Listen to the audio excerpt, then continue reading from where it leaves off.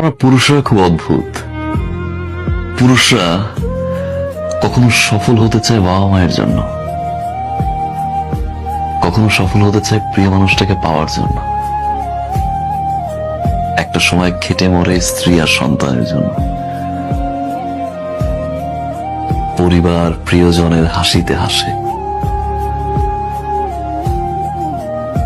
তাদের দুঃখে আবার কাঁদে।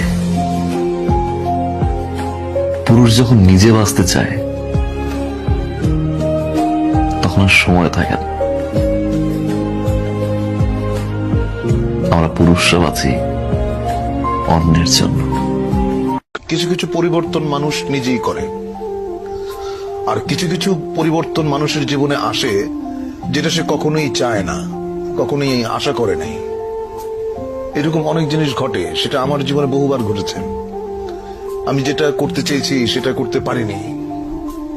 আমি যাকে আঁকড়ে ধরতে চেয়েছি সে আমাকে ফেলে চলে গেছে, বা যাকে আমি স্নেহ দিতে গেছি সে আমাকে ঘৃণা করেছে। পুরুষ মানুষকে তো সারাদিন পরিশ্রম করে ক্লান্ত হয় পরিবারের চাপে, অশান্তি। জীবনটা একটা পচা তরমুজ হয়ে গেছে। তরমুজের উপরটা কিন্তু দেখলে বোঝা যায় না যে ভিতরে কি ভালো না পচা। সবাই খালি আমার গাড়িটাই দেখে, কিন্তু আমার কষ্টটা কেউ দেখে না, বুঝতেও চায় না। কাউকে ভালোবাসতে পারছি না আমি,